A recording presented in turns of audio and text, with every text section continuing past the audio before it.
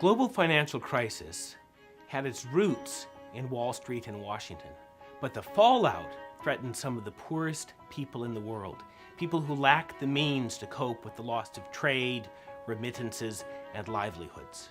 The G20 summit in London in the spring of 2009 was an opportunity for global leaders to make it possible for developing countries to participate in the global stimulus, which was a necessary part of dealing with the crisis, and it would also help to stem the panic.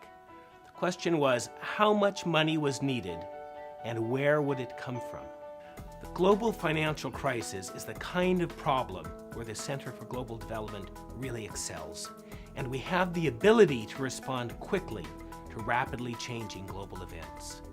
In February 2009, I prepared a CGD note estimating that the low-income countries and emerging market economies would need access to as much as $1 trillion to be able to cope with the effects of the global financial crisis. Because $1 trillion is a lot of money, and it sounded like a lot at the time, put together a kind of blueprint for how those resources could plausibly be made available. We channeled the plan to the right people at the right time.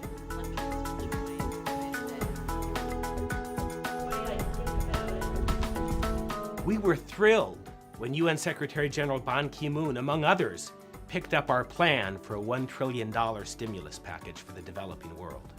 1 month after we released Nancy's note, the G20 met and announced agreements ensuring that $1.1 trillion would be available for developing countries to cope with the crisis. But that wasn't the end of the story. President Obama and Secretary Geithner had taken important global leadership in getting this plan on the table.